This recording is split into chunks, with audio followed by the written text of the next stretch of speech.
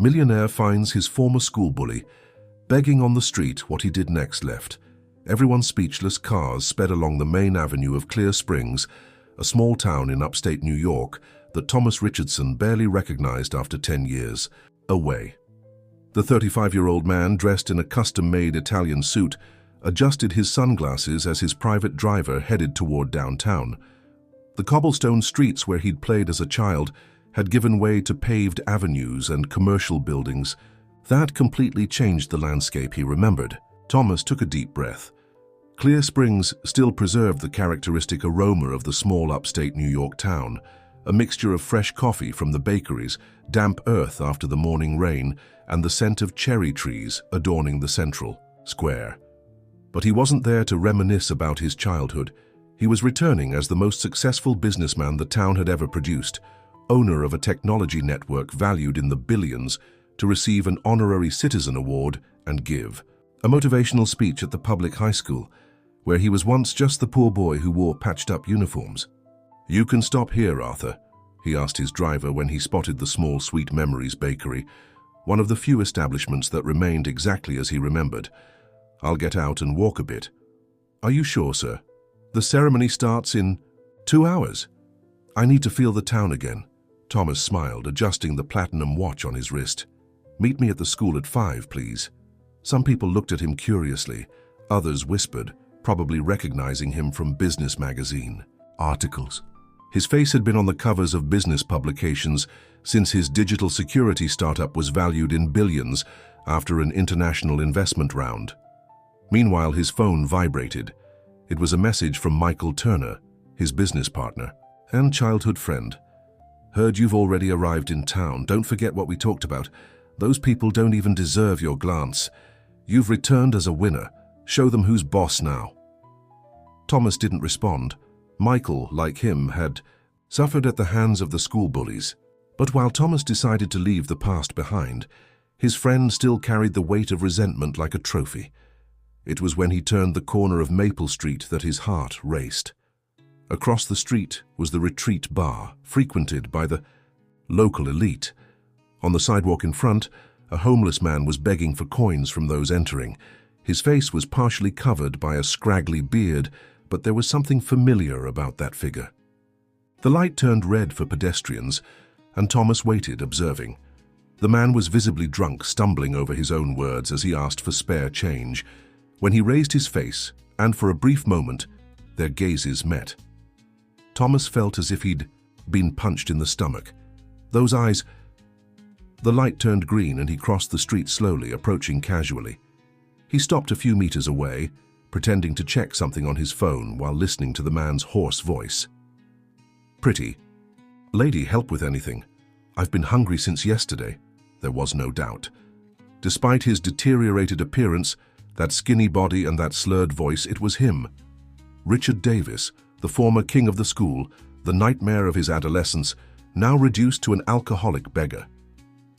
Dear listeners, if you're enjoying the story so far, subscribe to our channel and leave a like on the video. Now continuing. Thomas didn't know how to react. Part of him wanted to quickly walk away, pretend he hadn't recognized him, continue his victorious life without looking back. Another part felt bitter satisfaction seeing his tormentor fallen, as if the universe had finally balanced the scales. But there was also something more complex: curiosity. How did someone who had everything, money, social status, guaranteed future, end up like this? Unable to define his own feelings, Thomas approached. "Richard?" he called, keeping his voice steady. The man raised his face, squinting to see better against the sunlight. It took a few seconds until a shadow of recognition crossed his ravaged face. "Thomas?" His voice came out rough, followed by a dry cough. "Thomas Richardson?" For a moment, the world seemed to freeze around them. The poor boy and the rich boy, now in completely reversed positions, face to face after a decade. "What happened to you?"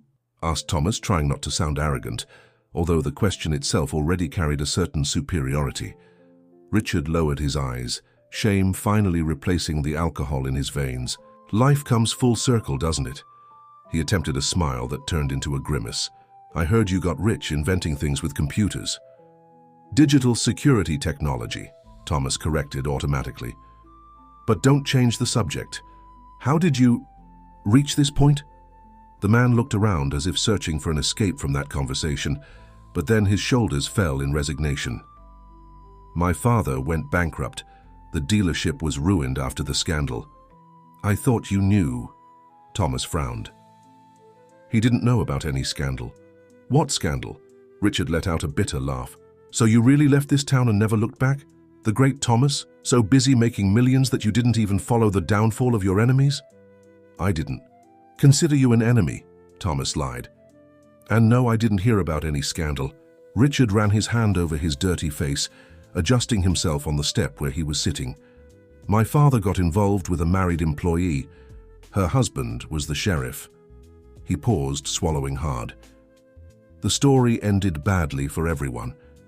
My father lost everything in the lawsuits that followed. Thomas nodded slowly, processing the information. He remembered Richard's father, a corpulent and arrogant man who treated employees as if they were disposable. And you? Couldn't you get back on your feet? I tried. Richard looked away. Got a job in Rochester, met a woman, had a son. His voice faltered. But the past wouldn't leave me in peace. I started drinking, lost my job. She left with the boy. And here I am, drinking whatever I can get and sleeping wherever I can. Thomas felt a contradictory emotion grow inside him. It was difficult to feel empathy for someone who had turned his school years into hell, but it was equally difficult to ignore the human suffering before him. And your son, do you have contact with him? Richard's expression transformed. For an instant, Thomas glimpsed the boy from before, the one with pride and arrogance in his gaze. He's 18 now, finishing high school. At least he was the last time I got news. He swallowed hard. His mother won't let me get close, and she's right. What kind of father would I be? Look at me. An uncomfortable silence settled between them. A street vendor passed by offering trinkets, momentarily breaking the tension. Where are you living? Thomas finally asked. Richard shrugged. Here and there. There's a municipal shelter in the North End, but I can only get in when I don't smell. Like alcohol. Some days I sleep in the abandoned old bus station. Thomas looked at his watch. There was an hour until the ceremony at the school. He made an impulsive decision that even he didn't completely understand. Come with me. Richard stared at him, suspicious. Where to? To the hotel where I'm staying. You're going to take a shower, shave, and eat a decent meal. Then we'll talk about what to do.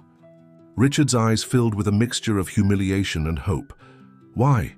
He asked with a trembling voice. After everything I did to you?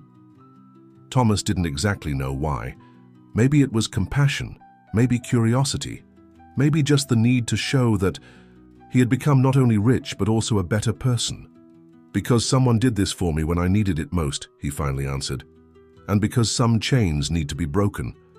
He extended his hand, and after a moment of hesitation, Richard accepted it, standing up with difficulty.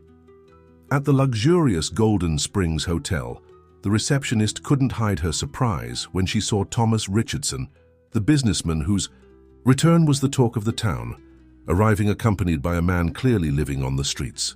But the professional smile never left her face, as Thomas requested that clean clothes be brought to the room adjacent to his, along with a hygiene kit and food. Mr. Smith will be staying in 405, Thomas explained, inventing a surname. Please, arrange the necessities while I accompany him there. In the mirrored elevator, Richard avoided looking at his own reflection. Thomas noticed but didn't comment.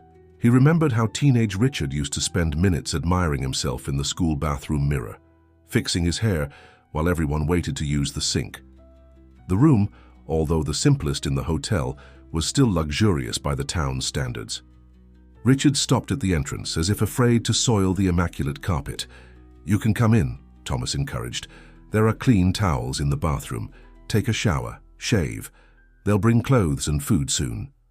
Richard nodded, still unable to meet his eyes. Why are you doing this, Thomas? Is this some kind of elaborate revenge? Want to humiliate me even more? Thomas shook his head. If I wanted to humiliate you, I would have pretended not to recognize you and gone on my way. He walked to the window, observing the view of the town. I don't know exactly why I'm doing this. Maybe it's curiosity. Maybe it's to understand how someone can fall so low. Richard took a step forward, a glimpse of the old fire in his eyes. Or maybe it's to make yourself feel better, the great charitable man helping the miserable.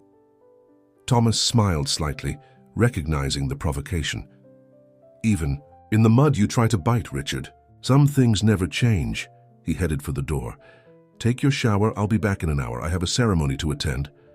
At the school? Richard asked, and there was a different tone in his voice now, almost nostalgic. Yes, I'm receiving an award and giving a speech to the students. Richard nodded slowly. Fair, very fair. When Thomas closed the door, Richard stood in the middle of the room, fighting against the tears that threatened to fall. The boy he had tormented daily was now a powerful man who could crush him like an ant. Instead, he was offering help. The irony was too painful. Slowly, he went to the bathroom and, for the first time in months, saw himself completely in the mirror. What had happened to that handsome, popular boy?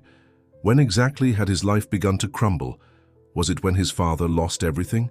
When he started drinking? Or was it before that, when he chose to be the kind of person who destroyed others to feel superior? The reflection offered no answers, only confronted him with the raw truth of what he had become. At Clear Springs High School, the auditorium was decorated with banners and balloons in blue and white. A large banner announced, "Welcome Thomas Richardson, Pride of Clear Springs." The older teachers, who still remembered the shy boy with patched-up uniforms, couldn't hide their emotion as they waited for his arrival. Principal Elizabeth Carroll, now with completely white hair, personally checked every detail of the ceremony. She was the one who discovered Thomas's talent for computers when she caught him fixing the secretary's computer during recess. She was also the one who enrolled him in a state programming competition, the first step toward the scholarship that would change his life. "He's here," someone announced, and a wave of excitement swept through the auditorium. Thomas entered with his impeccable suit, smiling politely as he greeted teachers and local authorities. He recognized familiar faces, people who had helped him and others who had simply ignored him during the difficult years. Everyone wanted to shake his hand now, take photos, show that they knew the boy who became a millionaire. Principal Carroll opened her arms when she saw him. "My boy!" she exclaimed with tears in her eyes. "Look at you!" Thomas hugged her with genuine affection. "You're still a force of nature, Mrs. Carroll." She held him by the shoulders, examining him from head to toe. "It's not the money I'm proud of, you know. It's the man you've become. Everyone here talks about your social project, the scholarships you fund, the schools you built in underprivileged areas." Thomas smiled, a bit embarrassed. He had never gotten used to compliments. "Just giving back what I received, Principal." A commotion at the entrance of the auditorium caught everyone's attention. Michael Turner, Thomas's partner, had just arrived, elegant in his navy blue suit, accompanied by a stunning woman in a red dress. "My brother!" exclaimed Michael, hugging Thomas effusively. "Ready to show this town what they lost when they let us go." Michael was almost the opposite of Thomas in temperament. Extroverted, expansive, he liked to display his success. He had also been a target of Richard's taunts in adolescence for being gay and having divorced parents, something that, in the small conservative town of the 2000s, was reason enough to be marginalized. "This is Jessica, my new assistant," Michael introduced. The woman extended her delicate hand to Thomas, who greeted her with a polite smile. "Pleasure to finally meet you, Mr. Richardson. Michael talks a lot about you. Please call me Thomas." He turned to his friend. "I didn't know you were coming." Michael shrugged, adjusting the gold watch on his wrist. "And missed the chance to see you receiving the honors you deserve. Never." He lowered his voice so only Thomas could hear. "Besides, I wanted to personally see the faces of those who humiliated us when they discover we own half the country now." The ceremony began promptly at 5 in the afternoon. After the national anthem, Principal Carroll gave an emotional speech about how Thomas represented the best example for the young students of the public school. Determination, discipline, and the refusal to let circumstances define his future. Thomas observed the audience as he listened to the principal's words. The current students, teenagers with uniforms similar to the ones he wore, looked at him with admiration. Some new teachers, who hadn't known him, seemed genuinely inspired. And there were former classmates, those who remained in town, some by choice, others for lack of options. In their eyes, Thomas saw a mixture of admiration, envy, and, in some, regret.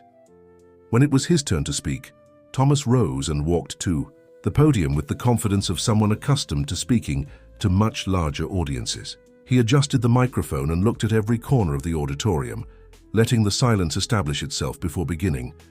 Exactly 10 years ago, I left this school for the last time, carrying a backpack with torn notebooks and a dream that seemed impossible for someone like me. His voice resonated clearly. Many of you weren't here back then, but some remember the Thomas I was, the son of housekeeper Martha Richardson, the boy who sold candy at traffic lights after school, the student who wore the same uniform for years because he couldn't afford to buy another. He paused, observing reactions. Some of the older teachers nodded, moved. I could use this moment to tell you how I overcame all of this and became who I am today.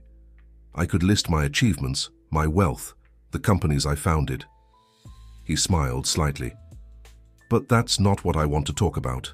I want to talk about choices, about how we decide to react to what life presents us with.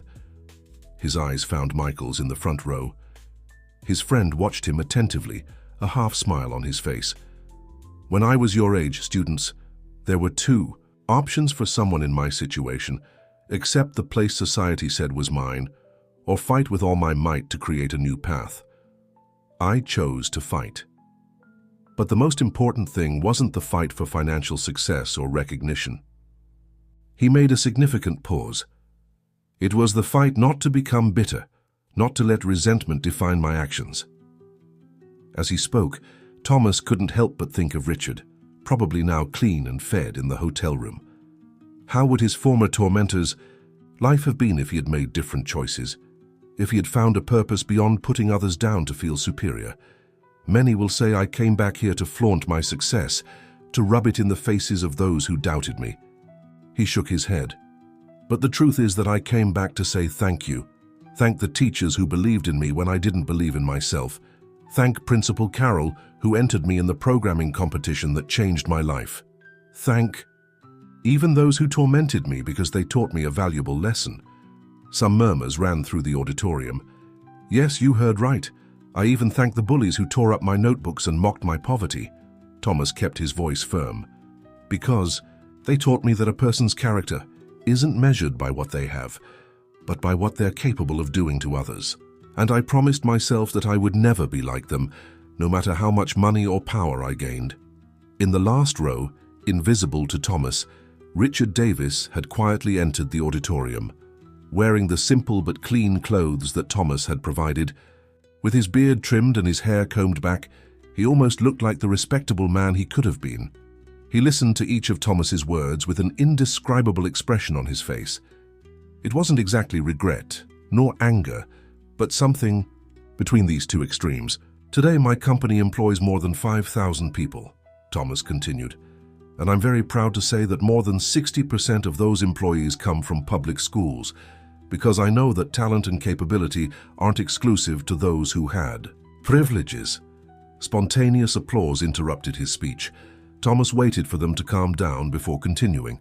To conclude, I want to announce that I'm creating a scholarship program that will bear the name of Principal Elizabeth Carroll. 20 students from this school will annually receive full scholarships to the best universities in the country, including housing and educational materials. He smiled, seeing the surprised expression of the principal. Because everyone deserves the chance I had, the opportunity to show their worth. The ovation that followed was deafening. Students, teachers, and guests rose, applauding enthusiastically. Michael whistled and shouted, "That's my partner," from his place in the front row. Principal Carroll was openly crying, her trembling hands covering her face. When the noise diminished, Thomas thanked everyone and returned to his seat, receiving hugs and handshakes along the way. He didn't notice that, at the back of the auditorium, Richard was quietly rising and leaving, his shoulders hunched as if carrying an invisible weight. After the ceremony, there was a small reception in the school library. Teachers, authorities, and some selected former students chatted animatedly while hired waiters served canapés and sparkling wine. Thomas circulated among the groups, listening to stories about how the school had changed, about former classmates who had followed various paths, about the current needs of the institution. Michael approached, bringing 2 glasses of sparkling wine. "Moving speech, partner." He handed a glass to Thomas. "But that part about thanking the bullies, seriously?" Thomas accepted the drink, taking a small sip. "It wasn't just rhetoric. I really believe that." Michael shook his head, incredulous. "You've always been a better person than me." He lowered his voice. "You know who I saw in town today, Richard Davis, unrecognizable, begging in front of the retreat." Thomas kept his expression neutral, as if the information was new. "Really?" "Karma is a beautiful thing, isn't it?" Michael laughed softly. "That guy made our lives hell. Remember when he put gum in your hair and you had to shave it all off? Or when he spread to the whole school that I was gay before I even understood it myself? I remember everything, Michael." Thomas became serious. "But I don't feel any satisfaction seeing someone in that situation, not even him." Michael narrowed his eyes, studying his friend. "There's something you're not telling me. What is it? Did you talk to him?" Before Thomas could answer, Principal Carroll approached, still visibly emotional. "Thomas, my dear, I have no words to thank you. This scholarship program, as it's going to change so many lives." Michael discreetly moved away, giving Thomas a look that clearly said, "This conversation isn't over." Night fell over Clear Springs as the reception continued. Thomas checked his watch repeatedly, thinking about Richard. Had he returned to the hotel? Or had he taken the clean clothes and disappeared again into the streets? When he finally managed to say goodbye to everyone, it was already past 9 at night. Arthur, his driver, was waiting at the entrance of the school. "To the hotel, sir?" "Yes, please." Thomas got into the car, loosening his tie. He felt emotionally exhausted. The return to his hometown had affected him more than he expected. On the way, he called the hotel and asked them to verify if Mr. Smith was still in room 405. The answer was positive. Upon arrival, Thomas went directly to Richard's room and knocked on the door. There was a moment of silence, then hesitant footsteps. "Who is it?" The voice sounded clearer now without the slur of alcohol. "Thomas." The door opened. Richard was wearing the simple clothes that Thomas had provided: jeans, white shirt, basic sneakers. With a clean face and trimmed beard, he looked 10 years younger, although the marks of time and alcoholism were still evident in his red eyes and marked skin. "You went to the ceremony," said Thomas, noticing the visitor's card on the bedside table. Richard nodded, embarrassed. "I wanted to see for myself. Your speech." He hesitated. "It was generous of you not to mention names." Thomas entered the room, closing the door behind him. It wouldn't have made sense. Most students wouldn't even know who Richard Davis is these days. The comment, although not made with malicious intent, hit Richard like a slap. He nodded, swallowing hard. "You're right. Who would remember Richard? The son of the owner of the bankrupt dealership, the school bully, now just a drunk begging for change." Thomas observed the man before him. Where was the arrogance of the teenager who made a point of humiliating him daily? Where was that sarcastic smile that made him feel smaller than an ant? "What do you want, Richard?" he finally asked. "I'm not talking about the room, the clothes, or the food. I'm talking about your life. What do you really want?" The question caught Richard by surprise. He sat on the edge of the bed, hands clasped in front, looking at the floor. "I'd like to see my son." His voice came out almost in a whisper. "Before he forgets me completely. Before it's too late." "What's his name?" James Davis Sullivan. He lives in New York with his mother, Julia." Richard raised his eyes, and there was a different gleam in them now. "Last address I knew, they were in Brooklyn, but that was almost 2 years ago." Thomas took out his phone, making some notes. "Do you have any picture of him?" Richard shook his head negatively. "I lost everything the last time I was evicted, but he must look different now. The last time I saw him, he was 16 years old." Thomas put away his phone, thoughtful. "I'll help you find your son, Richard." The man's eyes widened in surprise. "Why? After everything I did to you?" Thomas looked his former bully in the eyes. "Because everyone deserves a second chance, even you." He walked to the window, observing the lights of the small town. "But it takes more than a shower and clean clothes to rebuild a life. You need treatment for alcoholism. You need a place to live, a job." Richard lowered his head, ashamed. "I know I don't deserve any of this. If you want me to leave early tomorrow—" "I have a proposal for you," Thomas interrupted.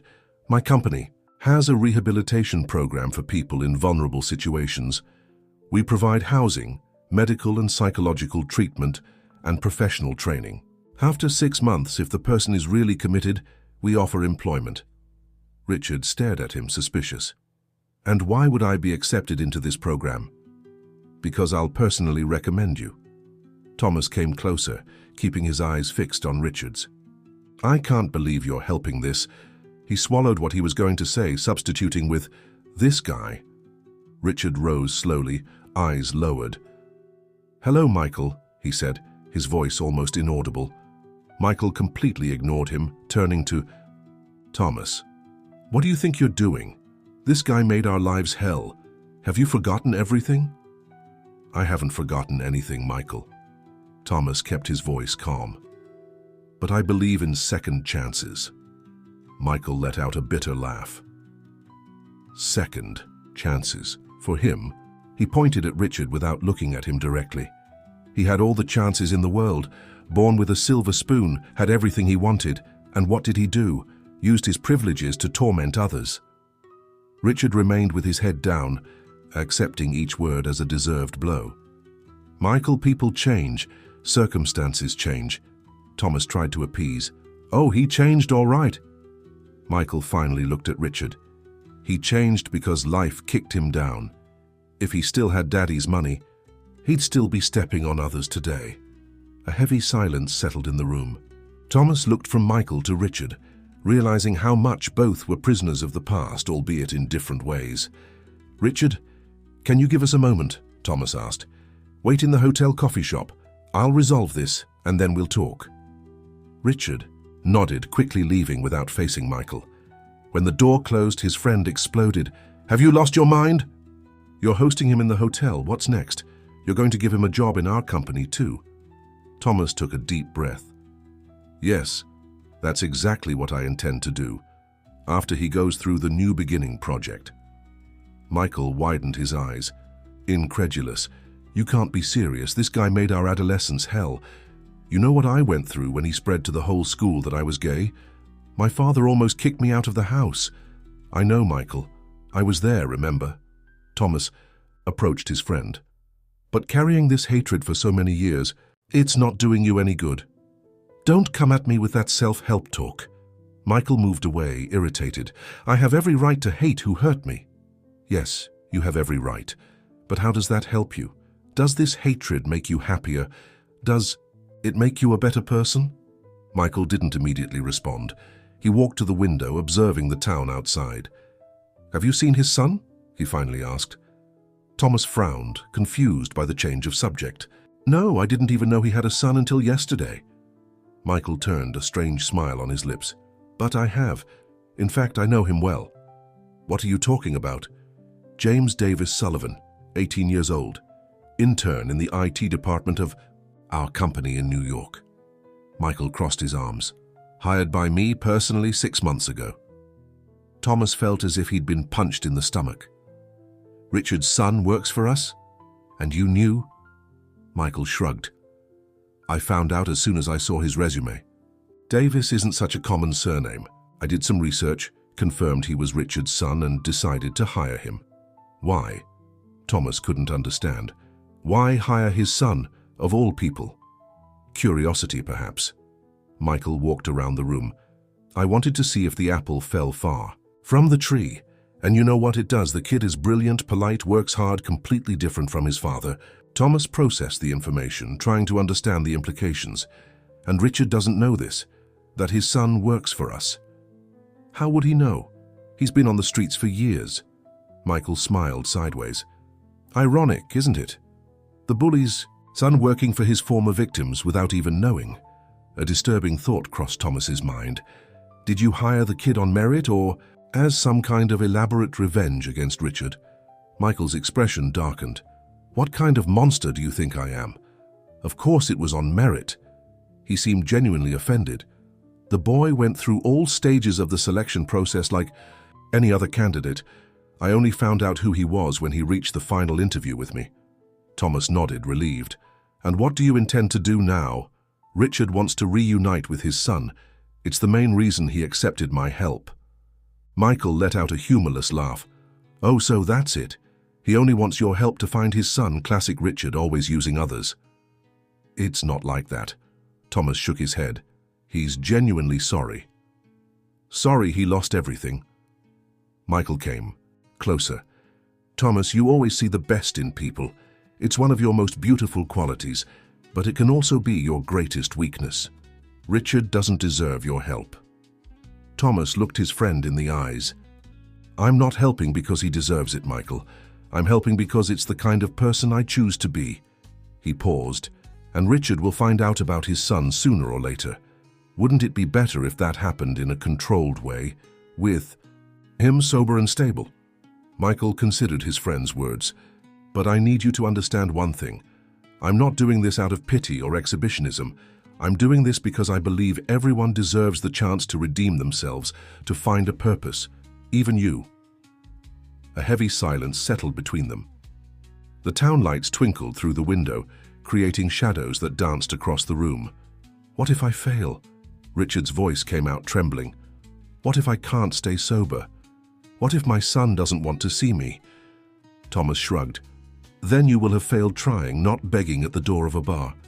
The choice is yours, Richard. It always has been. A solitary tear ran down the marked face of the man. He quickly wiped it away, as if ashamed to show any fragility. Why don't you hate me? He finally asked. It would be so much easier if you simply hated me. Thomas smiled slightly. Who said it would be easy? He walked to the door. Rest. Tomorrow morning we'll talk about the next steps. When the door closed, Richard remained sitting on the edge of the bed, his trembling hands covering his face, as silent tears ran between his fingers. They weren't tears of self-pity, but of recognition. Recognition of the abyss between the man he could have been and the man he had become. In the next room, Thomas lay down on the king-size bed, staring at the ceiling. His phone wouldn't stop, vibrating with congratulatory messages for the ceremony, but he didn't have the energy to respond to them now. His mind was too busy trying to process the day's events. Why was he helping Richard? Was it genuine compassion or an elaborate way of showing superiority? Was he really practicing forgiveness or just putting himself on a moral pedestal? The questions swirled in his mind as sleep finally overcame him. The next morning, Thomas woke up early and ordered breakfast in his room. While eating, he made some important calls. The first was to his secretary in New York. Samantha, I need you to contact the New Beginning project team. We have a new participant. I want them to prepare everything to receive him in New York tomorrow. The second call was to a private detective with whom his company had already worked on cases of missing employees. Arthur, I need to locate a person. James Davis Sullivan, 18 years old, lives with his mother, Julia Sullivan, possibly in Brooklyn, New York. It's urgent. After resolving these issues, Thomas knocked on Richard's door. There was no immediate response. For a moment, he feared the man had given up and left during the night, but then he heard the sound of the shower. Minutes later, Richard opened the door, already dressed, his hair still damp from the shower. Sorry for the delay, he said, somewhat embarrassed. I didn't remember how good a hot shower felt. Thomas entered, bringing a folder with some documents. I've organized everything. He went straight to the point. You'll travel to New York with me tomorrow. You'll stay in one of the New Beginning project houses for 6 months. You'll have treatment for alcoholism, psychological support, and professional training courses. Richard blinked several times, stunned by the speed at which things were happening. So quickly. I don't see any reason to delay. Thomas placed the folder on the table. Meanwhile, I've hired a detective to locate your son. As soon as we have news, we'll plan how to approach the situation." Richard sat down, his hands slightly trembling. The lack of alcohol was already manifesting in his body. What if he doesn't want to see me? Julia probably paints me as a monster to him. "One step at a time, Richard." Thomas kept his voice firm. "First you need to be sober and stable, then we'll think about the rest." Thomas's phone rang. It was Michael. "I need to answer this," he said, moving away a bit. "Hello?" Michael's voice sounded excited on the other end. "Where are you?" "I stopped by your room and they told me you've already had breakfast." "I'm resolving some matters, Michael. We'll meet later." "What matters?" Michael's tone was suspicious. "It has to do with Richard, doesn't it? You talked to him yesterday, didn't you?" Thomas hesitated. Michael was his best friend and partner, but he was also the person who held on to resentments from the past the most. "Yes, I talked to him. We'll talk later, okay?" "Tell me where you are now," Michael insisted. Thomas sighed. "Room 405. I'm coming there." Before Thomas could protest, Michael hung up. He turned to Richard, who was watching him with an apprehensive expression. "Was that Michael Turner?" asked Richard. "Is he in town too?" Thomas nodded. "And he's coming here now?" He noticed the discomfort on Richard's face. "Don't worry, Michael is my friend, but he doesn't decide what I do." Less than 5 minutes later, loud knocks echoed on the door. Thomas opened it to find Michael with a furious expression. "So it's true." He entered the room without being invited and stopped when he saw Richard. Finally, he sighed deeply. "You're really determined to do this, aren't you?" "I am." "Then I have one condition." Michael raised a finger. "James can't know anything yet. The kid is finally stabilizing, building a career. Throwing his alcoholic father back into his life now could completely destabilize him." Thomas agreed. "We have time. Richard will spend 6 months in the New Beginning project. After that, if he's really committed to change, we can think about how to approach James." Michael walked in circles around the room, clearly uncomfortable with the whole situation. "I don't like this, Thomas. I don't like it one bit. But I trust you." He pointed at his friend. "Just don't say I didn't warn you when he disappoints." "You?" Thomas smiled slightly. Duly noted. He approached, putting his hand on his friend's shoulder. "Thank you for understanding, Michael." "I don't understand." Michael moved away. "But I respect your decision. That's the most I can offer right now." With that, he left the room, leaving Thomas alone with his thoughts. The revelation that Richard's son worked in his company was an almost unbelievable coincidence. Or was it destiny, weaving its complex web, connecting lives that seemed so distant? Thomas went down to the hotel coffee shop, where he found Richard sitting alone at a corner table, nervously fiddling with a cup of coffee. "Michael still hates me, doesn't he?" he asked as soon as Thomas sat across from him. "He has his reasons." Thomas was honest. "But that doesn't change our plans. You're still going to New York tomorrow to the New Beginning project." Richard nodded, relieved. "And my son? Any news?" Thomas hesitated. Should he tell Richard that his son was closer than he imagined, that he worked for his company? He decided not to. It was too much information for someone in such a fragile state. "Not yet. The detective is working on it." It wasn't exactly a lie. "Let's take one step at a time, okay? First, you need to recover." Richard agreed, and Thomas noticed that his hands were trembling slightly. Withdrawal, probably. It would be a long journey. 2 days later, Thomas and Richard boarded the private jet bound for New York. During the flight, Richard remained silent, looking out the window as the upstate New York landscape unfolded below them. "Nervous?" asked Thomas, noticing the tension on the man's face. "A little." Richard turned. "I've never been on a private plane before." "It's not about the plane. To that I'm asking." Richard gave a sad half-smile. "I know." He took a deep breath. "I'm terrified, actually. What if I can't stay sober? What if it's too late to fix everything I destroyed?" Thomas looked at the clouds through the window. "You know what's the biggest lie we tell ourselves? That it's too late." He turned to Richard. "It's never too late to start again, to try to be better. The question is, do you really want that?" Richard didn't respond immediately. His eyes filled with tears that he quickly wiped away. "I want my son to be proud of me someday, even if it's the last thing I do." Thomas nodded. It was a start. Not everything was lost for Richard Davis. Perhaps there was still salvation for the bully who became a castaway. The New Beginning project was located in a quiet area in southern New York. It was a complex with several small houses, each accommodating up to 8 people in the rehabilitation process. There was a complete support structure: infirmary, offices for psychological care, community dining hall, and classrooms for training courses. Upon arrival, Thomas was received with deference by Director Susan Hayes, a middle-aged woman with a determined air. "It's an honor to receive you personally, Mr. Richardson," she said, leading them through the complex. "We usually only see your team here."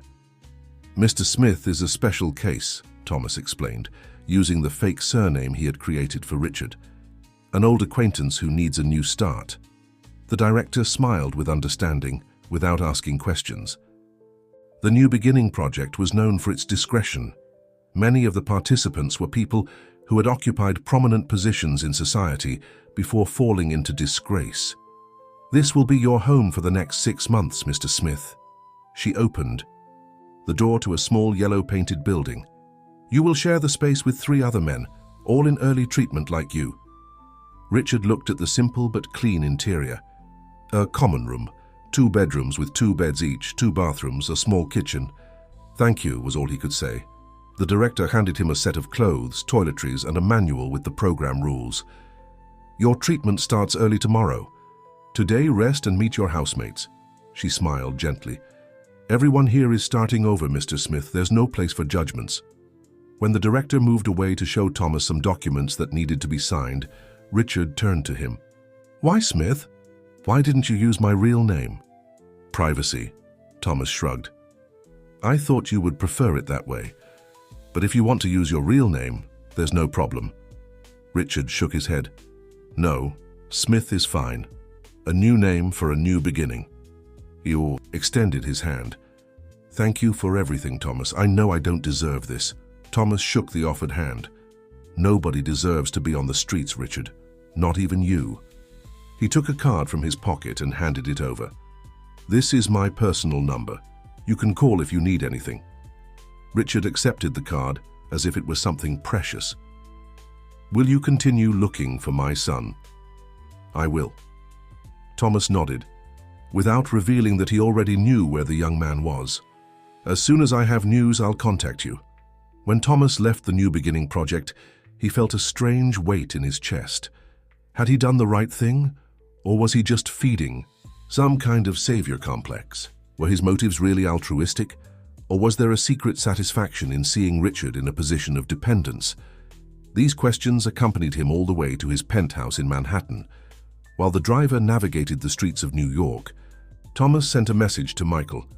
"Richard is installed in the New Beginning project. We need to talk about James." The response came almost immediately.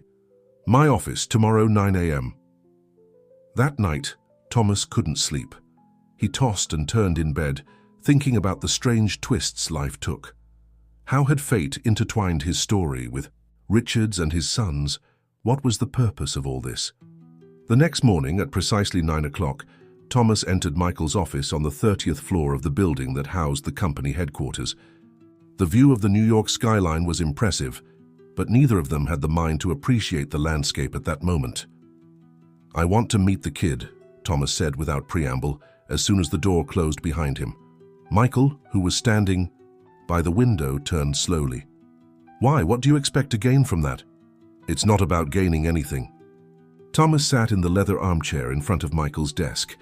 "I want to meet the person I'm helping Richard find. I want to understand who James is before deciding how to proceed." Michael studied his friend for a few moments, then sighed. "All right, he's on the 22nd floor development sector. I can call him up here with some pretext." "No," Thomas shook his head. "I prefer to observe him in his natural environment first. I want to see him working, interacting with colleagues." Michael raised an eyebrow. "Like a wildlife documentary?" There was a touch of irony in his voice. Just take me there as if we were making a routine visit to the department. Thomas ignored the provocation. I want it to be natural. Half an hour later, after a quick meeting with other executives, Thomas and Michael went down to the 22nd floor. The development department occupied half the floor with modern workstations organized in islands. Young programmers, most wearing headphones, worked concentratedly on their computers. Over there, Michael murmured, discreetly indicating an island in the most remote corner of the hall.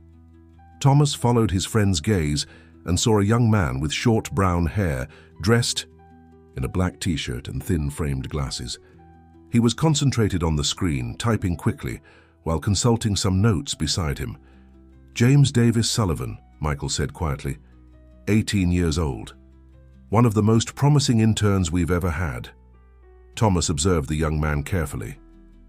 There was something of Richard in him, the shape of his face, the determined chin, but the expression was completely different. Where Richard had arrogance, James showed concentration and seriousness. Let's talk to him, Thomas decided. Michael frowned. Are you sure? I don't think that's a good idea. Just an informal conversation, like we do with any other employee. During department visits, Thomas was already walking toward James, leaving no chance for Michael to protest. Upon noticing the approach of the two executives, James raised his eyes from the screen, clearly surprised. He removed his headphones and quickly stood up. Mr. Turner, he seemed nervous. Any problem with the project? Relax, kid. Michael smiled, assuming his usual charismatic posture. We're just making a visit to the department. This is Thomas Richardson, my partner and president of the company. James widened his eyes, extending a trembling hand. It's an honor, Mr. Richardson. We all admire your work very much here. Thomas shook the young man's hand, noting the firm grip despite the nervousness. The pleasure is mine, James. Michael has spoken very highly of your work. The young man blushed slightly. I'm just trying to learn as much as I can. Thomas noticed a photo frame on James's desk. In it, a woman of about 40 smiled next to the young man, both in front of a Christmas tree. Your mother? He asked, pointing to the photo. James nodded, smiling with evident affection. Yes, it's been just the two of us for a long time. Thomas felt a tightness in his chest.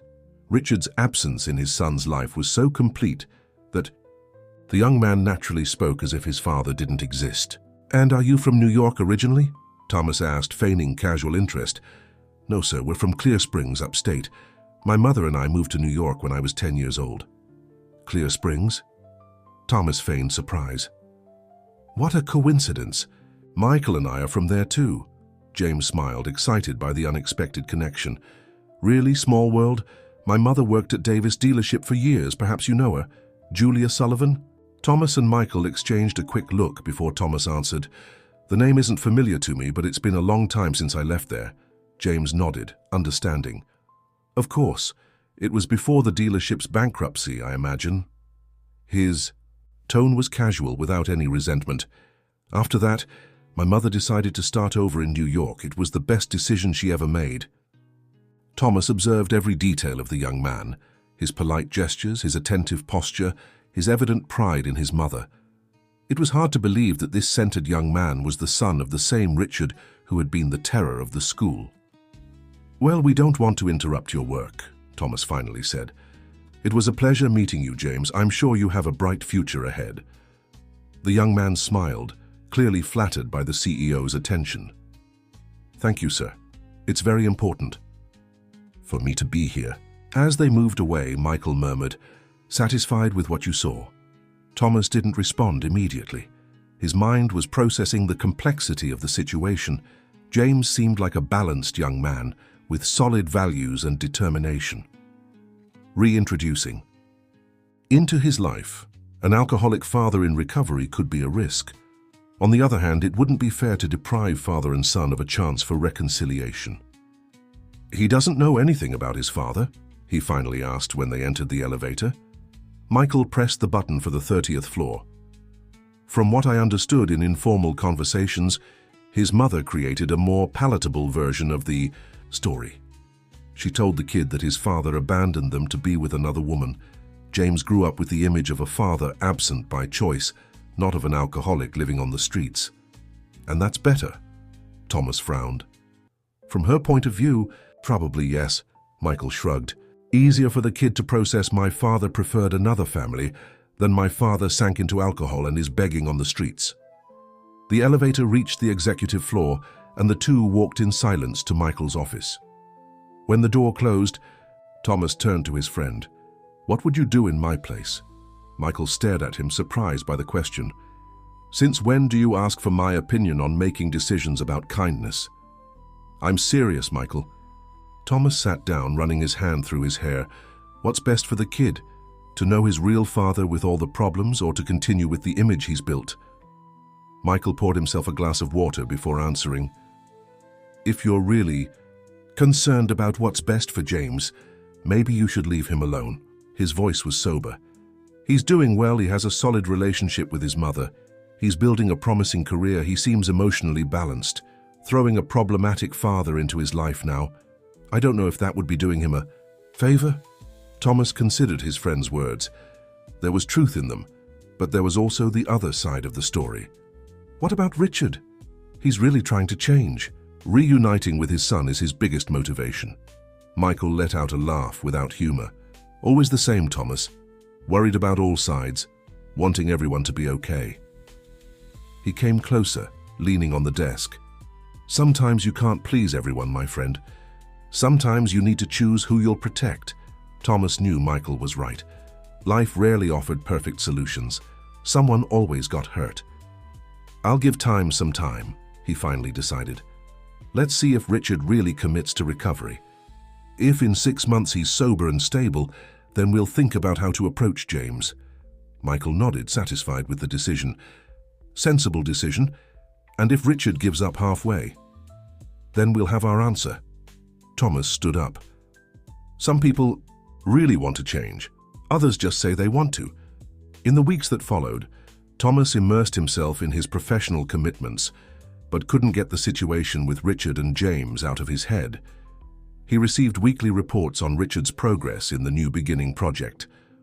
The first days had been difficult, with severe withdrawal symptoms and much resistance to psychological treatment. But surprisingly, Richard seemed to be making an effort. He participated in therapy sessions, support groups, and had started a basic computer course offered by the project. Thomas's curiosity about James also grew. Discreetly, he began to follow the young man's performance in the company. He discovered that besides being talented with programming, James was extremely dedicated and collaborative. His direct supervisors had only praise, and he had already been nominated to participate in a special innovation project, something rare for interns. On a particularly busy afternoon, 3 months after leaving Richard at the New Beginning project, Thomas was surprised by a call on his personal cell phone. The number was from the project. "Hello," he answered, signaling for his secretary to cancel the next meeting. "Thomas?" Richard's voice sounded different, clearer, firmer. "It's Richard, I hope I'm not bothering you." "You're not." Thomas adjusted in his chair. "How are you?" There was a pause on the other end. "I'm better. 3 months sober now." There was a touch of pride in his voice. "The first days were the worst. I thought I wouldn't make it, but here I am." "That's great, Richard." Thomas smiled, genuinely happy about the news. "Any specific news or just wanted to talk?" "Actually," Richard hesitated, "I wanted to ask about my son.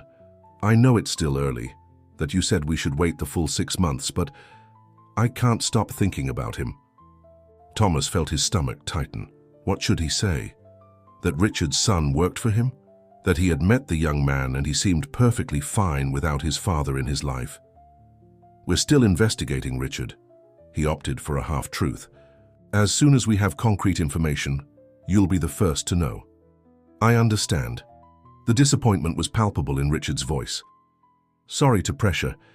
It's just that I'm doing work here with the therapist about making amends to the people I've hurt, and my son is at the top of that list."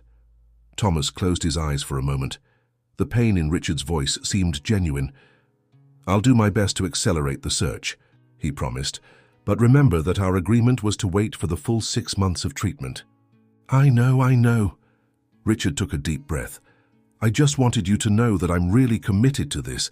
It's not just about finding my son, it's about being worthy of being found." When the call ended, Thomas remained seated, staring into space.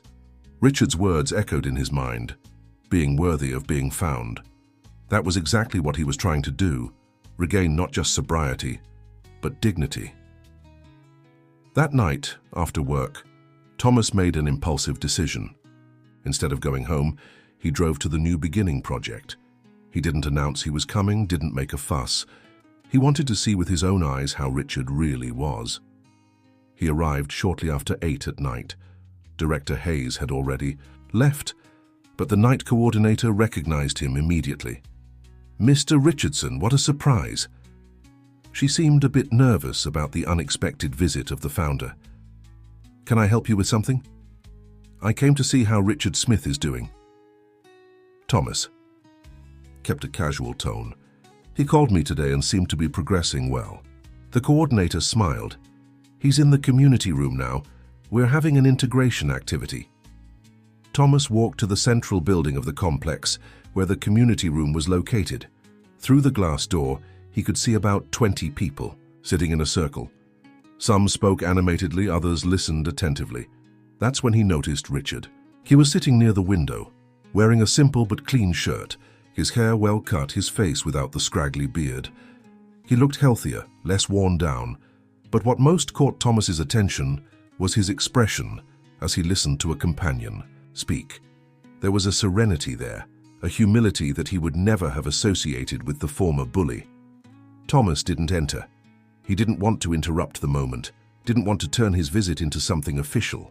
He just observed for a few minutes, absorbing the visible transformation in Richard. Then, silently, he withdrew. At the exit, he met the coordinator again. "How is he really doing?" Thomas asked. "No filters, please." The woman smiled gently. "At the beginning it was difficult. He had a lot of accumulated anger, a lot of resentment toward himself."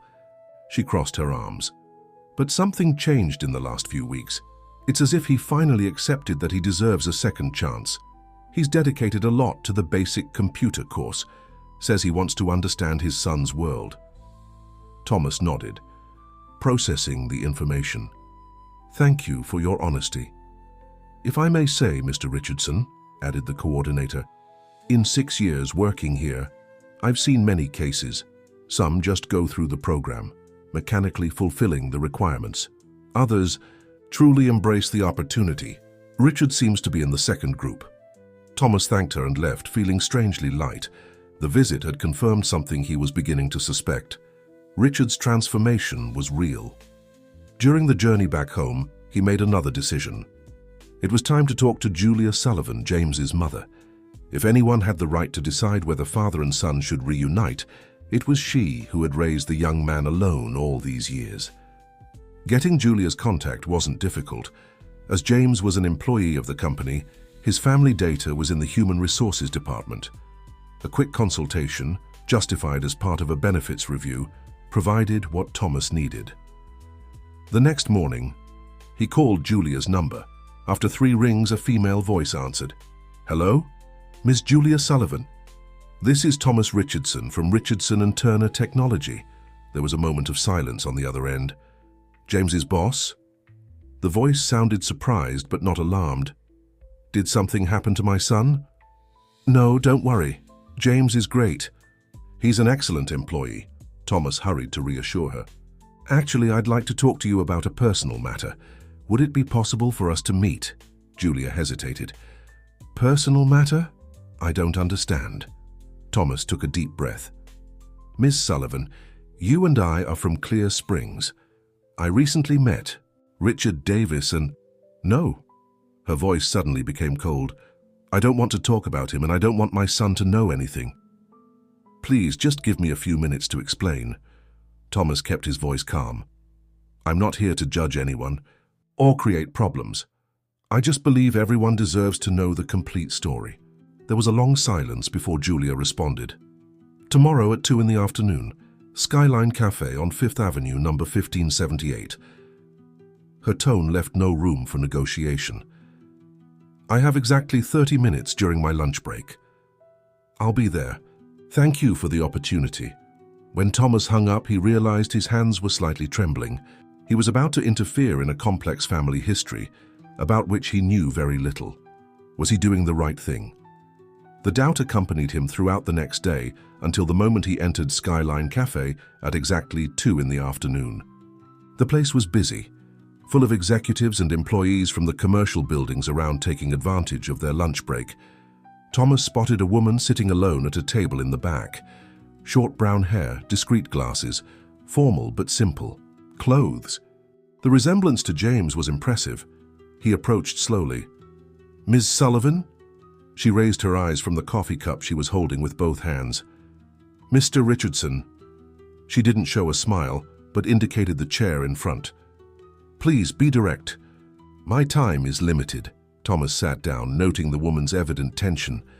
"First of all, I want you to know that your son is an exceptional young man. He has a bright future ahead of him." A slight smile crossed Julia's lips. "Thank you, I did the best I could." "You did more than that." Thomas was sincere. Raising a child alone is not easy. "I didn't come here to receive compliments on my parenting." Julia was direct. "What does Richard want after all these years?" Thomas realized there was no way to soften the situation. "He wants to meet his son, or rather, meet him again." He kept his voice low. "Richard has been in a rehabilitation program for 3 months. He's sober, participating in therapy, rebuilding his life." Julia let out a bitter laugh. "It's not the first time, you know." Her eyes shone with contained hurt. "I've seen him rebuilding his life before. It lasts a few weeks, at most a few months. Then he goes back to drinking and destroying everything around him." Thomas nodded, understanding. "I understand your suspicion, I really do, but I believe this time may be different." "Why? What's special this time?" Thomas considered the question. What was really different? Maybe because he finally hit rock bottom, or maybe because for the first time he has someone believing in him without judgments. He paused, and mainly because now he knows exactly what he lost and how much it hurts. Julia observed him with intensity, as if trying to assess his sincerity. "Why are you doing this?" she finally asked. "What do you gain by helping Richard Davis?" The question caught Thomas by surprise. It was exactly what he had been asking himself over the past months. "When I was a teenager in Clear Springs, Richard was the bully who made my life hell." He was completely honest. "I was the poor boy, son of a housekeeper. He was the rich son of the dealership owner.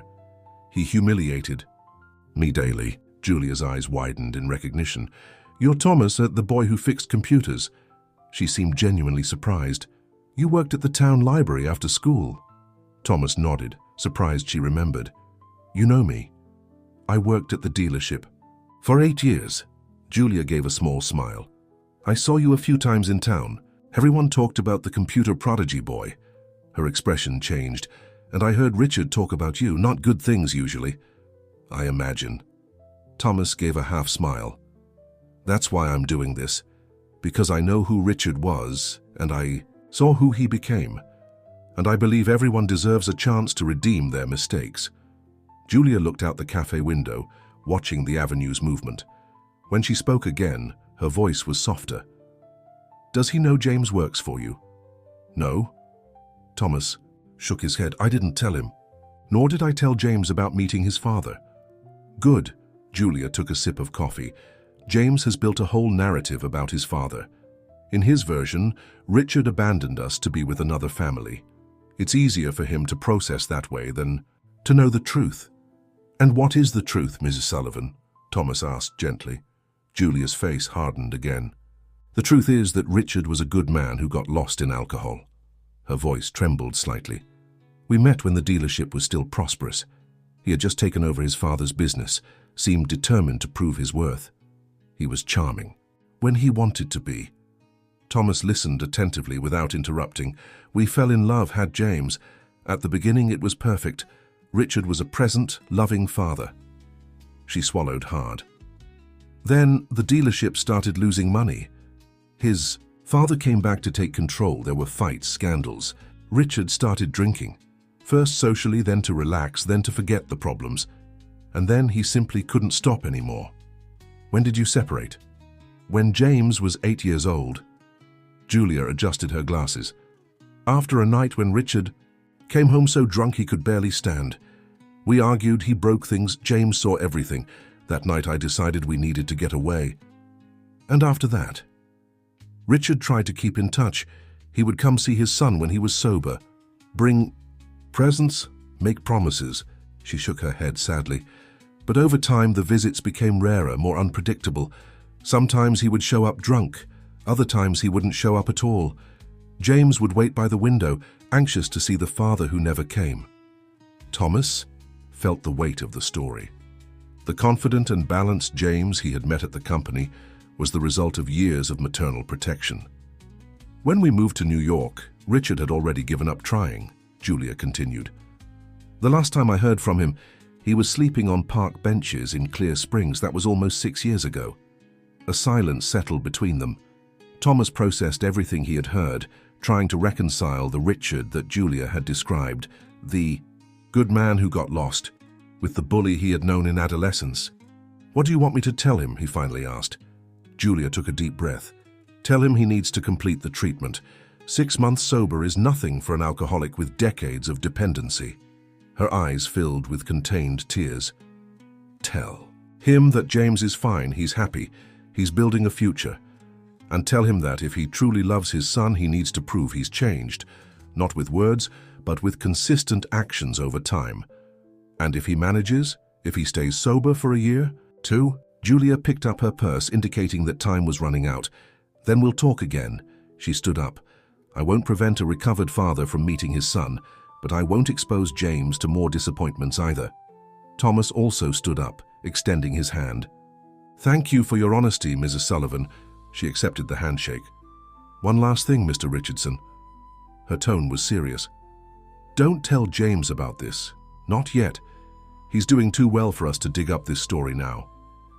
Thomas promised to respect her wish and watched as Julia hurriedly left the cafe.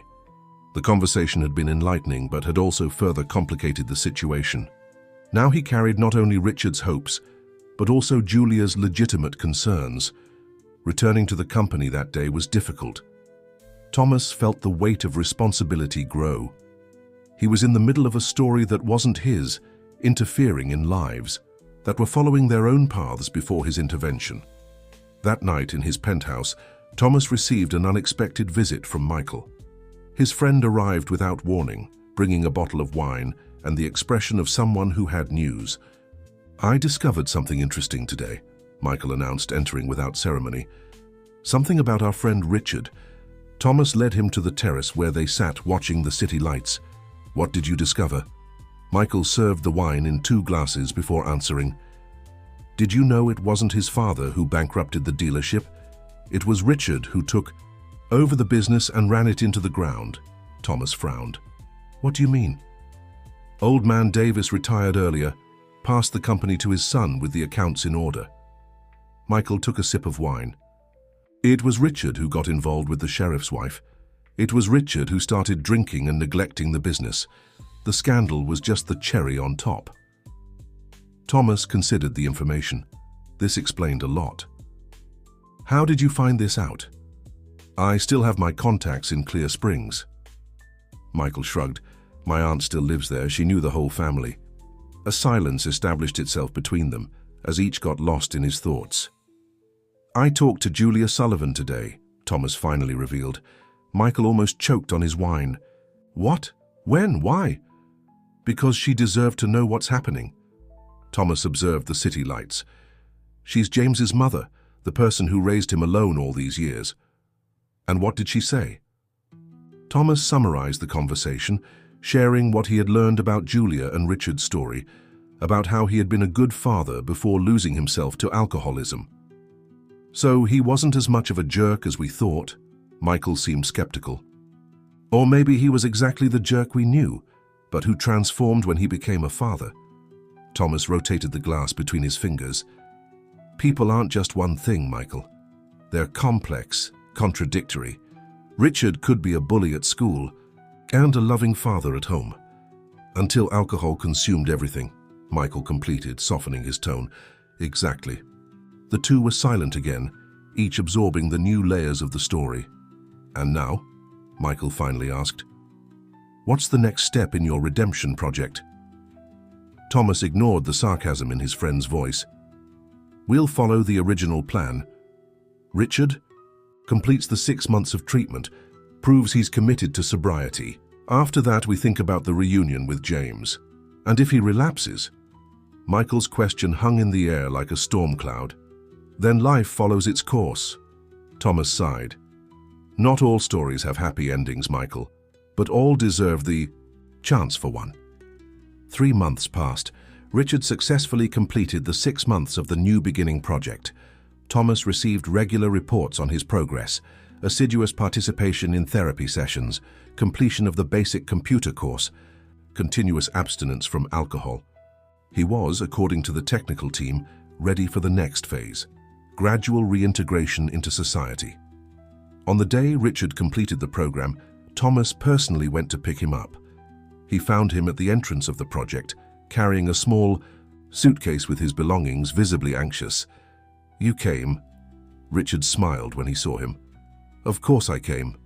Thomas shook his hand. Congratulations on completing the program. Richard nodded, visibly emotional. I never thought I'd get this far.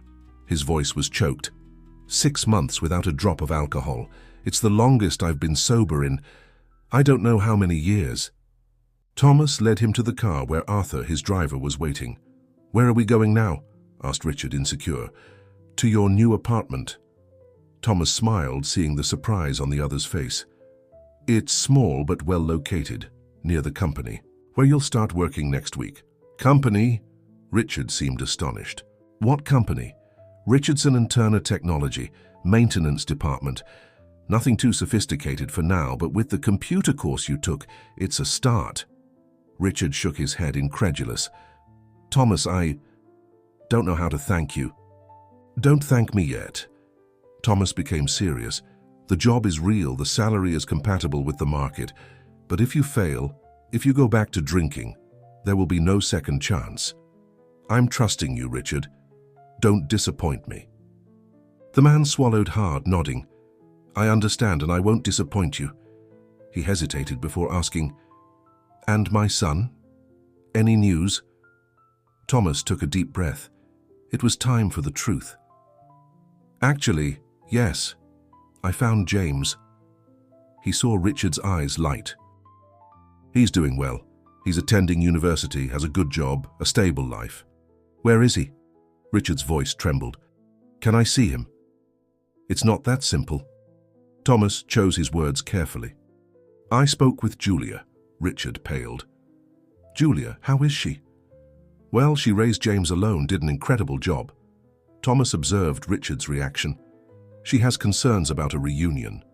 Of course she does. Richard lowered his head. After everything. I did, or failed to do. But she didn't rule out the possibility if you prove you've really changed, Thomas added. If you maintain sobriety for longer, if you demonstrate stability. Richard nodded slowly. How long? She didn't specify, but I'd say at least another 6 months. Thomas put his hand on his shoulder. It's not just about being sober, Richard. It's about building a life that your son can admire. Richard was silent for a moment, processing everything Thomas had said. Finally, he raised his eyes, determined. I'll do this. For my son, I'll do anything. His voice gained firmness. I know I have a lot to prove, especially to Julia. She was absolutely right to keep me away from James. The apartment Thomas had provided was in a simple but safe neighborhood in Brooklyn. It was small, living room, bedroom, kitchen and bathroom, but impeccably clean and furnished with the essentials. This will be your home for the next few months, Thomas explained, handing over the keys. The rent is already paid for a year, but all other expenses are your responsibility. Richard observed the apartment with a mixture of gratitude and incredulity. I never thought I'd have a roof over my head again.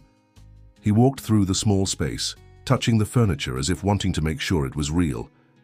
How can I repay all this? By staying sober and becoming a better person. Thomas headed for the door. Monday at 8 a.m. report to the Human Resources Department of the company. I'll leave everything prepared. When Thomas was about to leave, Richard called him. Thomas, wait, there's something I need to tell you.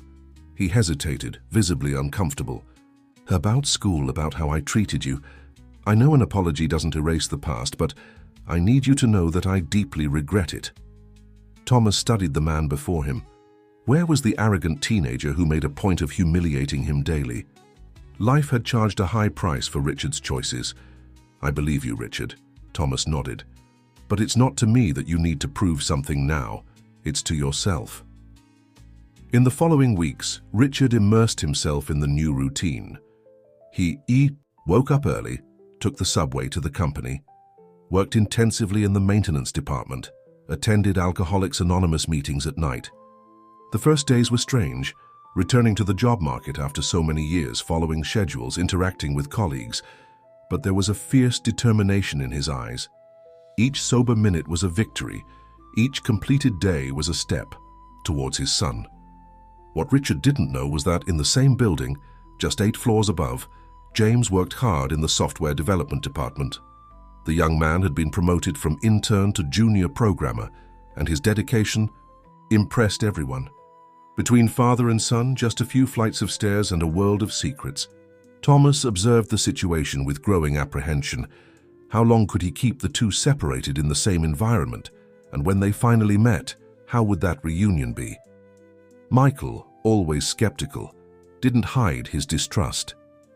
It's a ticking time bomb, Thomas, he said during an executive lunch. Richard will relapse eventually. Alcoholics always relapse. Not all of them. Thomas disagreed. Some people really change when they find a strong enough reason. Michael shook his head, incredulous. And when James finds out that the father who supposedly abandoned him for another family was actually a drunk on the streets, how do you think he'll react? It was a question for which Thomas had no answer. Time passed, and the complexity of the situation increased each day. 2 months after Richard started work at the company, the inevitable occurred. During a routine maintenance in the development sector, father and son crossed paths. James was concentrated on his code when his screen froze. Irritated, he called technical support. Richard was assigned to solve the problem. When he entered the room where the programmers worked, his heart almost stopped. There was James, the son he hadn't seen in years, now a young man with the same determined chin he had inherited from his father, but with Julia's gentle eyes. With trembling hands, Richard approached the workstation. I heard you're having problems with your computer. James raised his eyes from the screen, slightly irritated by the interruption. Yes, it completely froze in the middle of an important compilation. Richard took a deep breath, trying to control his emotion. His son didn't recognize him. How could he? The man James remembered was probably very different from that middle-aged technician in a company uniform. I'll take a look. Richard moved the mouse, checked some settings, all on autopilot, while his brain tried to process the whirlwind of emotions. Are you new here? James asked casually, without real interest. I don't remember seeing you before. I started a few months ago. Richard kept his voice neutral, though his heart was beating erratically, in the maintenance department. James observed as the technician worked. There was something vaguely familiar about that man, but he couldn't identify what. Richard restarted the computer after making some adjustments, avoiding looking directly at his son. It should work now. If you have more problems, just call. My name is... He hesitated for a second. Richard.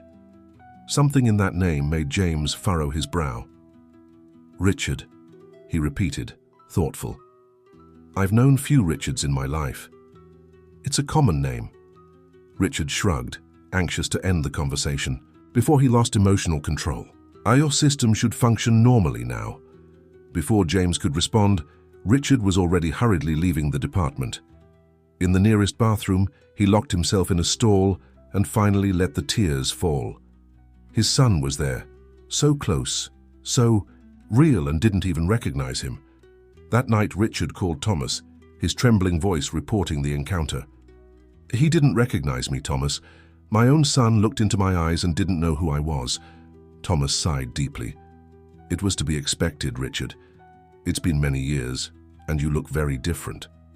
What should I do now? Should I approach him? Should I say who I am? Not yet, Thomas was firm. We need to prepare James for this.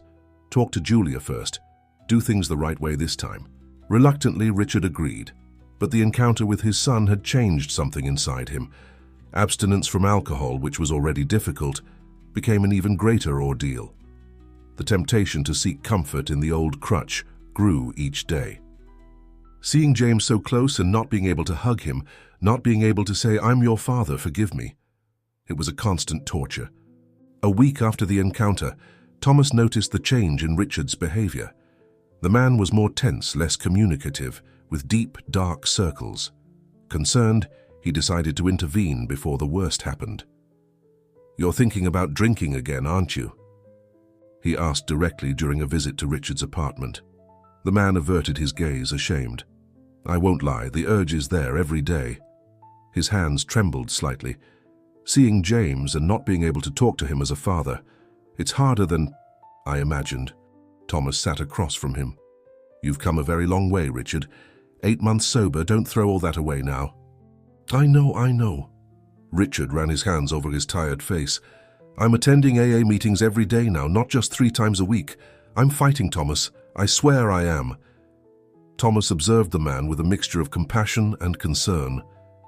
Richard was at his limit and something needed to be done. "I'll talk to Julia," he finally decided. "I think it's time we prepare James for the truth." Richard's eyes lit up with hope. "You would do that, even after only 8 months?" "I'd prefer to wait longer, but the situation has changed." Thomas was honest. "I don't want to risk you relapsing now, and I believe that the possibility of reconciliation with your son can be the anchor you need." The next morning, Thomas called Julia. The conversation was tense, full of initial resistance, but eventually she agreed to meet with him and Richard to discuss the best way to approach James. The meeting took place in a discreet restaurant in Manhattan. Julia arrived punctually, elegant in her simplicity, her face revealing the nervousness she was trying to hide. When Richard entered, there was a moment of absolute silence, ex-husband and ex-wife staring at each other after years of separation, hurts, and absences. Julia could barely hide her surprise at seeing the sober and well-groomed man before her, so different from the last image she had of him. "Hello, Julia," Richard finally said, his voice almost a whisper. "Thank you for coming."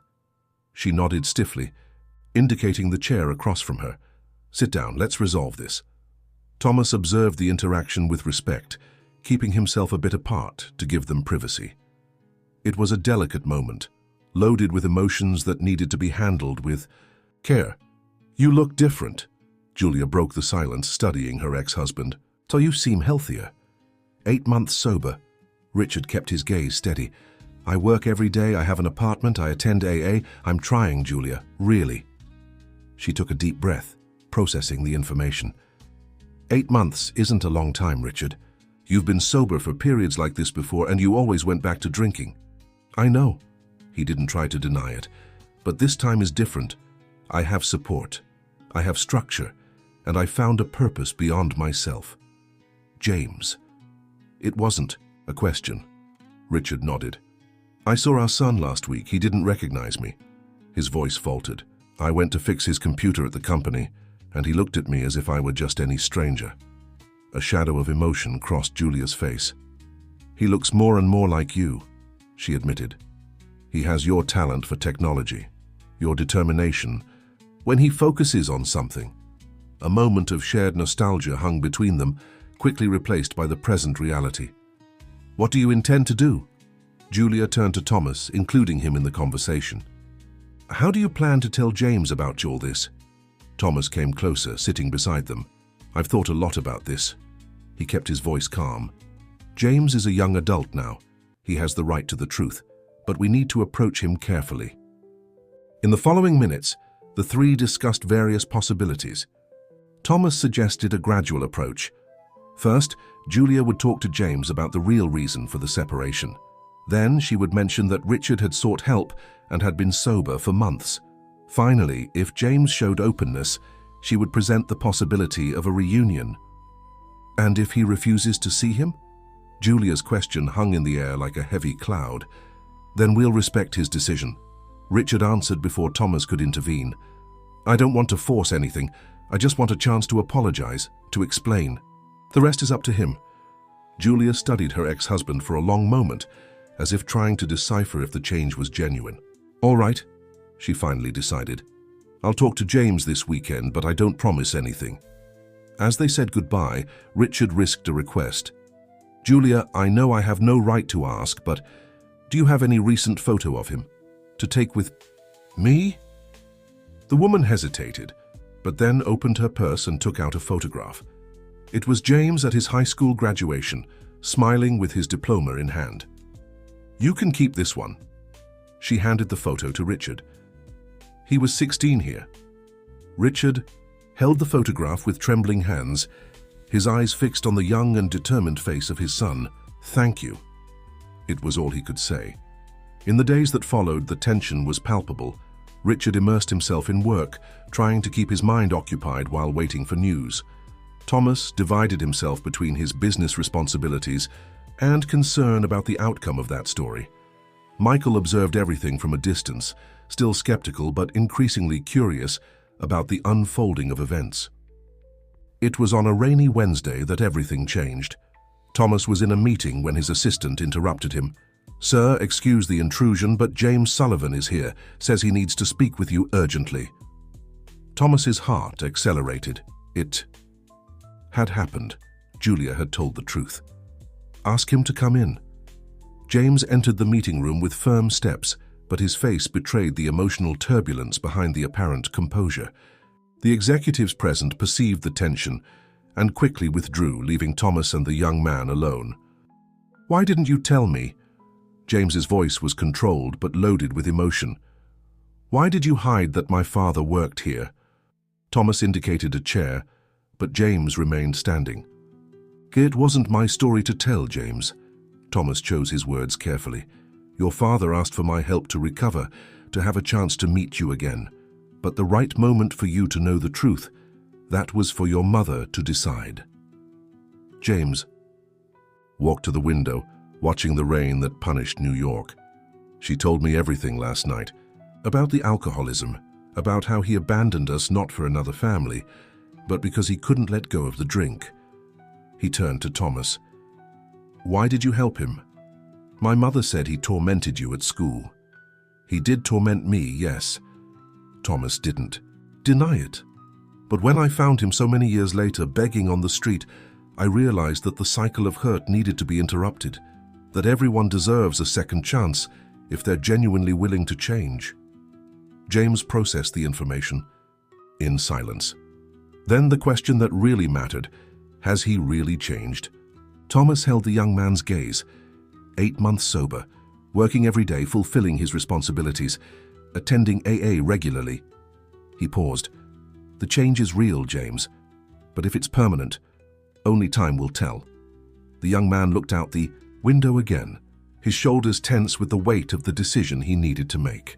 The IT technician who fixed my computer last week, it was him, wasn't it? Yes. A sad smile formed on James's lips. I had a strange feeling that day, like I knew him from somewhere. He turned to Thomas. Where is he now? In the maintenance department, 3rd floor. James took a deep breath, making his decision. I want to see him now. The tension in the maintenance department was palpable. Richard's colleagues had been discreetly moved away while he remained at his desk, his heart pounding against his chest. Thomas had called, warning that James was on his way. When the door opened and James entered, time seemed to freeze. Father and son, face to face, separated by years of absence, united by bonds that not even abandonment had completely broken. James. The name came out like a prayer from Richard's lips. The young man stopped a few steps away, studying the man before him. He was looking for traces of the father he remembered from childhood, of the man who carried him on his shoulders, who taught him to ride a bike before alcohol consumed everything. You look different than I remembered. James's voice was controlled, but his eyes betrayed the emotion. 16 years is a long time. Richard didn't try to approach. You're different too, a man now. A silence loaded with unfulfilled expectations and unanswered questions hung between them. Finally, James spoke.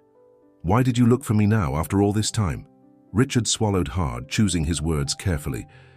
Because I'm finally the person you deserve to have as a father, or at least I'm trying to be. And if I say I don't want a father now, that it's too late? Richard felt the pain of the words like a physical blow, but maintained his composure. Then I'll respect your decision. His voice faltered slightly. I'm not here to force anything, James. I just wanted you to know that I'm alive, that I'm sober, and that I deeply regret every day I lost away from you. James observed his father with intensity, as if looking for signs of falsity or manipulation. He found only vulnerability and genuine regret. My mother said you tried to keep in touch at the beginning, that you would come visit me when you were sober, and those days became fewer and fewer. Richard confirmed, the shame evident on his face. Alcohol was taking over everything, until nothing was left of me.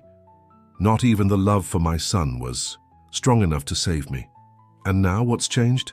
I hit rock bottom, James. I lost everything, dignity, work, family. I was begging on the street when Thomas found me.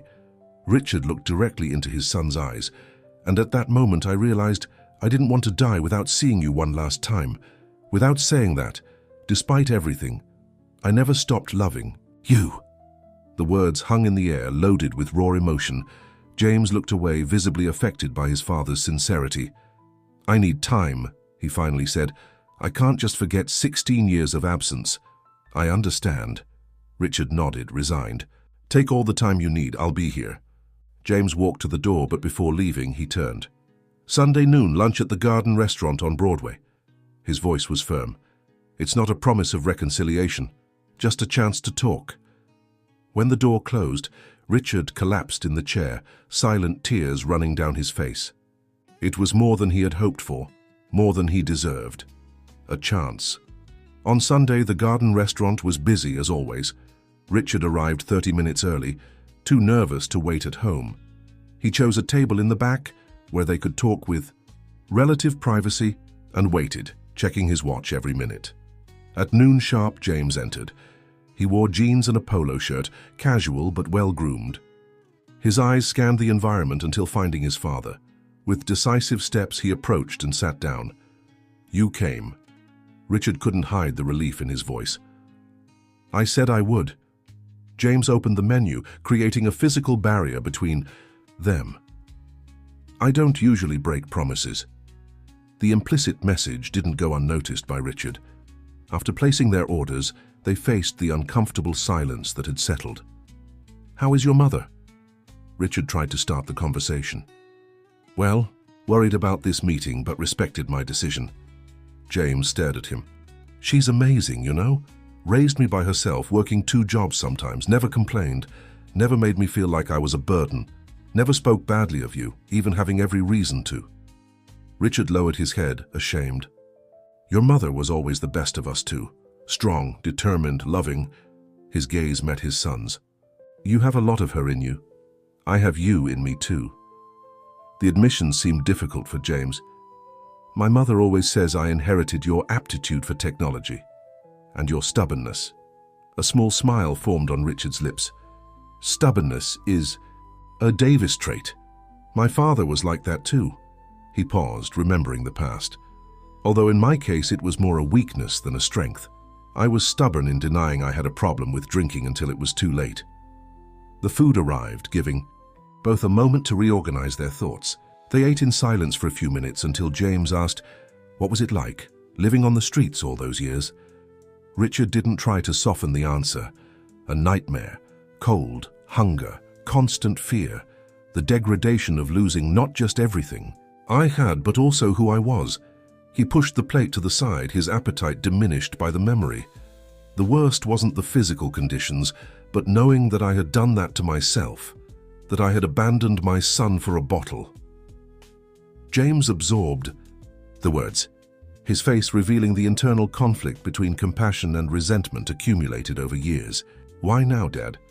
Why after so much time did you decide it was time to come back?" It was the first time James had called him Dad since they reunited. Richard felt the impact of the word like a wave. "Because I realized I was dying, not physically, although that was also a possibility, but dying inside, losing the last fragments of humanity I had left." He hesitated. "And because even at rock bottom, part of me still remembered the boy I promised to protect when you were born." A promise I terribly broke. James studied his father for a long moment. 8 months sober isn't a long time. "I know," Richard was honest, "and I can't promise I'll never drink again.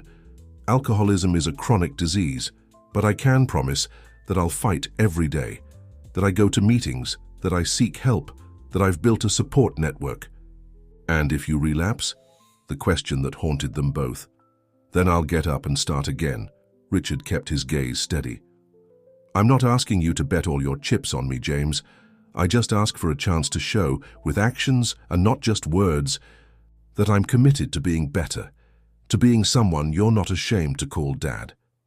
The lunch extended for almost 2 hours.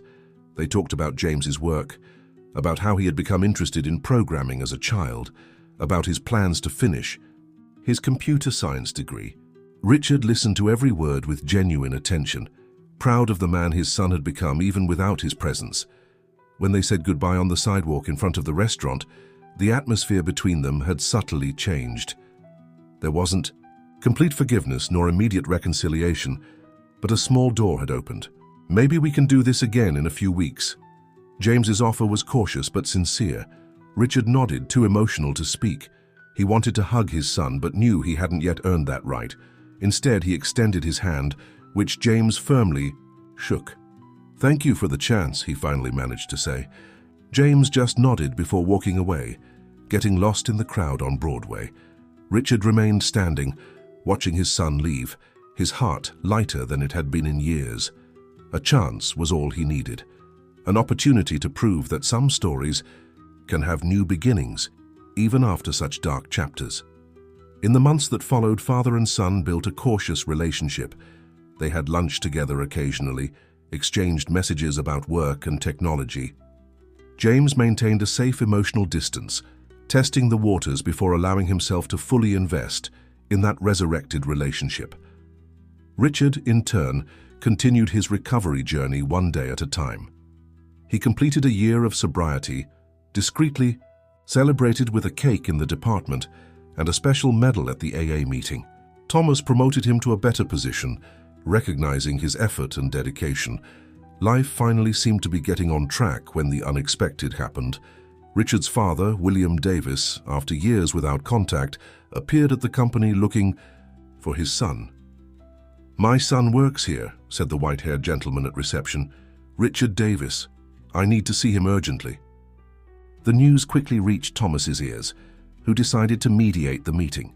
William Davis had been an authoritarian and distant figure in Thomas's childhood, the rich owner of the dealership who looked with disdain at the poor boy who occasionally passed by the store with his housekeeper mother. "Mr. Davis," Thomas received him in his office. "It's been a long time."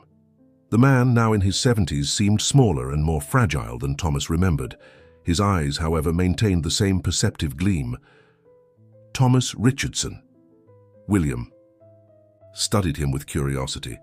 The world really does come full circle. The boy who sold candy now owns this empire. "And what brings you here, Mr. Davis?" Thomas got straight to the point. "I heard my son works for you. I came to see him." There was a tone of urgency in his voice.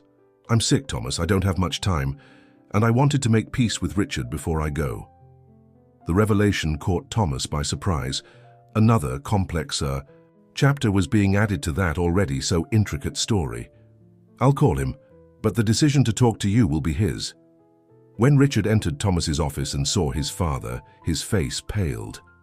William Davis had cut ties with his son when the key dealership went bankrupt, blaming him for the ruin of the family business. "Dad?" Richard's voice came out almost inaudible. "Richard." William stood up with some difficulty. "You look different. Better." A tense silence settled between father and son, loaded with years of unresolved hurts. Thomas discreetly left the room, giving them privacy. The conversation between William and Richard lasted almost 2 hours. When they finished, both had red eyes but seemed lighter, as if a weight had been removed from their shoulders. "My father has terminal cancer," Richard explained to Thomas later. "He has a few months to live. He came to ask my forgiveness and to tell me some truths I didn't know. The most important of these truths was that William had never really abandoned his son. Even after the dealership's bankruptcy, even after the harsh words exchanged, he had tried to find Richard several times, but alcohol had already distanced his son from everyone who loved him. He paid for the rehab treatment I tried to do years ago," Richard recounted, astonished by the revelation. "And when I ran away from the clinics, he hired detectives to find me. I never knew that. I always thought he completely despised me." The revelation deeply shook Richard. Another relationship that alcoholism had poisoned, another person to whom he needed to make amends. "He wants to meet James." Richard looked at Thomas, seeking advice. "His grandson before he goes." "And what do you think about that?" Thomas asked. "I think it's time to break all the cycles of separation in our family," Richard answered with determination. "To give James the chance to meet the grandfather he never knew existed." James received the news with surprise. He believed his paternal grandparents had died long ago, as that's what his mother had told him to simplify a reality too complex for a child to understand. The meeting between grandfather and grandson took place at the hospital where William was admitted. The elderly man, already visibly debilitated by the disease, lit up upon seeing the young man who carried not only the Davis surname, but also unmistakable physical traits of the family. "It's like seeing a young Richard again." William smiled, extending his trembling hand to his grandson. James, initially hesitant, was gradually won over by his grandfather's genuine joy in meeting him. During the weeks that followed, he visited William regularly, absorbing stories about the family he had never known, about his father as a child, about traditions and memories that had been lost in the limbo of alcoholism and resentment. For Richard, seeing his father and his son building a relationship, even if late and brief, was a kind of redemption. Proof that some bonds can be restored, that some bridges can be rebuilt, even after years of abandonment. When William passed away, 2 months after the reunion, the Davis family gathered for a final goodbye. Julia, who had initially resisted the idea of involving James in this complex family web, attended the funeral out of respect for her son and, surprisingly, offered words of comfort to Richard. "He would be proud to see how you've changed," she said, referring to William, "to see that you finally found your way back." At the cemetery, under the light rain that fell over New York, Richard remained beside his son as his father's coffin descended into the earth. They weren't just tears of mourning running down his face, but also of gratitude for the second chance that life had granted him. Nearby, Thomas observed the scene with Michael by his side. His friend, who had always been skeptical about Richard's redemption, seemed to finally accept that the change was real. "You were right," Michael admitted in a low voice. "Some people really do change." Thomas smiled slightly. "It's not about being right, Michael. It's about believing that everyone deserves the chance to start over, to break the cycles that imprison us." When the ceremony ended and people began to disperse, Richard approached Thomas. His eyes, although marked by the pain of loss, shone with a serenity that Thomas had never seen before. "Thank you for everything." Richard shook Thomas's hand firmly. "For believing in me when I didn't even believe in myself, for giving me the chance to meet my son again, to make peace with my father before it was too late." Thomas smiled. "You did the hard work, Richard. I just opened some doors." "No," Richard shook his head. "You broke the cycle. When you found me on that sidewalk, you could have walked on. You could have savored the revenge of seeing me fallen. Instead, you extended your hand. That gesture changed everything." As they walked out of the cemetery, James approached, still with red eyes from crying. "Let's have lunch together, Dad," he invited, his voice choked with emotion. "I think we all need company today." Richard looked at his son with surprise and gratitude. It was the first time James had taken the initiative to call him for something, the first time he treated him with the familiarity of a son to a father, without the barrier of resentment. "I'd love to," he answered, his voice trembling. Thomas observed father and son walking away side by side, talking in low voices. It wasn't a perfect ending. Life rarely offers those. It was a new beginning, with all its imperfections and uncertainties, but also with all its promise and hope. As he got into his car with Michael, Thomas reflected on the strange paths that destiny had drawn, how the poor boy and the rich boy had exchanged positions, only to discover that true value wasn't in money or status, but in the ability to extend a hand when someone falls, to forgive when it would be easier to resent, to believe when everyone doubts. The cycle of destiny had been broken, and in place of the old chains of resentment and pain, new possibilities flourished, imperfect, fragile, but real, as life should be. The end of the story. Dear listeners, we hope that Thomas and Richard's story has touched your hearts. If you enjoyed this narrative about redemption, forgiveness, and new beginnings, don't forget to subscribe to our channel and leave your like on the video. Each day, we bring unique stories that explore the complexity of human relationships and the surprising paths that life can take. Don't miss our next content. Share your opinion in the comments. Do you believe Richard really changed? Did Thomas do the right thing by helping him? We eagerly await to learn your thoughts about this exciting journey